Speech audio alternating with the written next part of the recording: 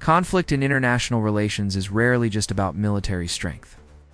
Often, it is about sending signals, demonstrating resolve, creating perceptions, and shaping narratives both at home and abroad.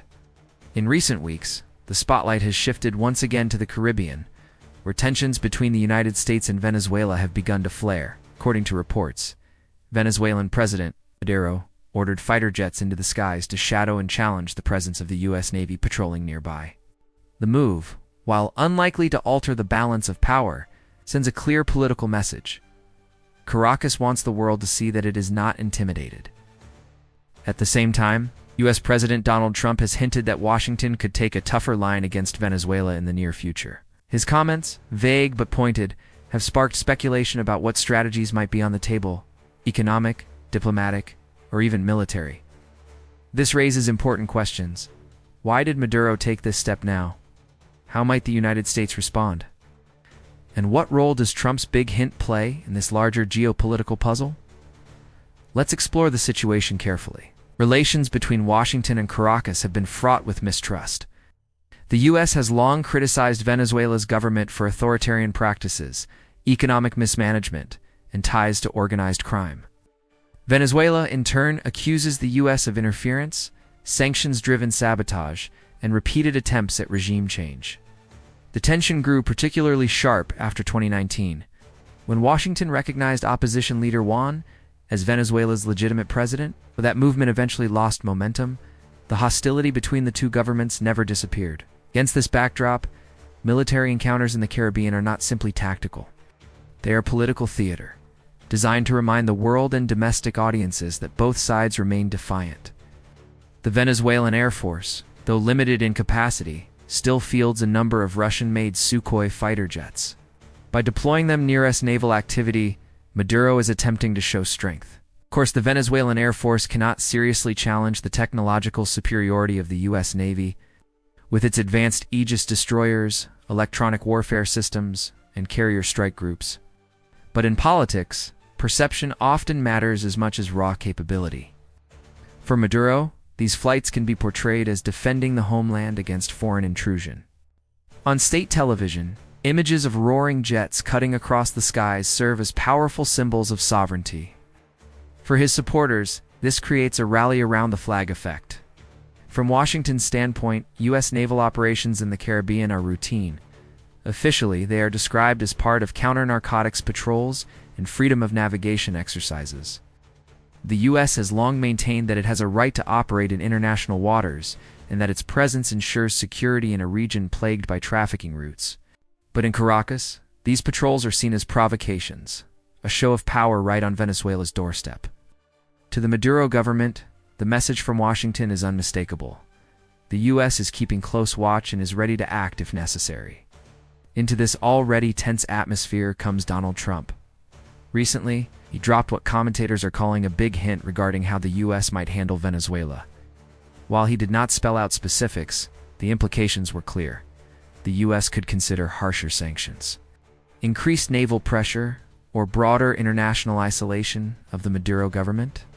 For Trump, this serves two purposes. On the international stage, it projects toughness against an adversary closely aligned with Russia and Iran.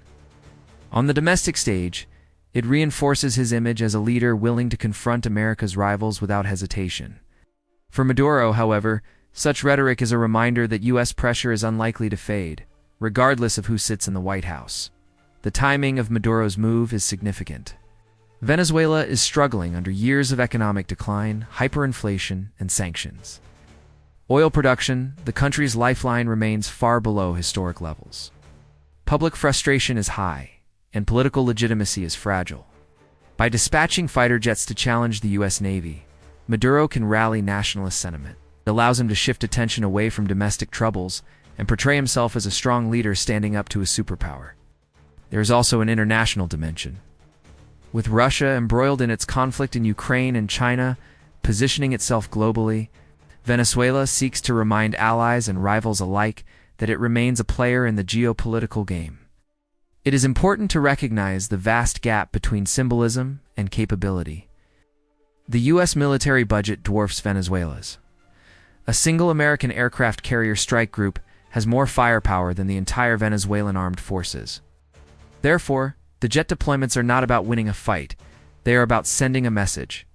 In geopolitics, sometimes the act of showing resistance, however limited, can carry more weight than the actual ability to back it up. While these moves are mostly symbolic, they are not without danger. Fighter jets flying near warships can create tense moments. Sudden maneuver, a radar lock, or even a misinterpreted signal could lead to an incident. History provides many examples, from Cold War encounters between the US and Soviet forces to more recent near misses in the South China Sea. A single miscalculation can escalate into a crisis far beyond what either side intended. This is why military professionals on both sides likely operate under strict rules of engagement, ensuring that shows of force remain just, that shows, not sparks of war. The standoff also raises concerns among Venezuela's neighbors. Colombia, Brazil, and Caribbean island nations are all watching carefully. None want to see instability spread across the region. At the same time, major powers like Russia and China view Venezuela as a useful partner in challenging U.S. influence in the Western Hemisphere. Statements of solidarity from Moscow or Beijing would not be surprising. The broader international community, meanwhile, is likely to call for restraint. Few nations want to see another flashpoint emerge at a time when the world is already grappling with conflicts in Europe, the Middle East, and Asia. Beyond jets and ships, economics remains central to this story. Venezuela's oil wealth has always been both its strength and its vulnerability. Sanctions imposed by the U.S. have crippled its ability to sell oil on global markets. Any hint from Trump about new sanctions or blockades strikes directly at this lifeline. For Washington, economic tools are often more effective than military ones. For Caracas, resisting U.S. pressure means finding alternative buyers, often turning to China or shadow networks of traders. The naval presence in the Caribbean is therefore not just about security. It is also a reminder that the U.S. can enforce economic isolation at sea. What happens next? Most analysts believe that neither side wants outright conflict. The U.S. has no interest in a prolonged military engagement in South America, and Venezuela cannot afford a war. It cannot win. Instead, we are likely to see continued signaling, jets flying, ships patrolling, leaders making pointed statements. The real battle will play out in the realms of economics, diplomacy, and public perception.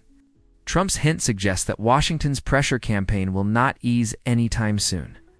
For Maduro, that means doubling down on defiance, cultivating allies abroad, and maintaining tight control at home. The latest encounter between the U.S. and Venezuela highlights a truth about global politics. Not every confrontation is about who can fire the most missiles or field the most troops. Often, it is about showing strength, even when real power is unbalanced. Maduro's decision to dispatch fighter jets is a symbolic act meant to prove Venezuela's resilience. Trump's comments are a political maneuver meant to project us resolve. Both sides understand the reality of the balance of power, but both also understand the value of perception. As long as this dance continues, the skies over the Caribbean may remain a stage for geopolitical theater. The real question is whether these symbolic moves remain under control, or whether one day they spark something far more dangerous.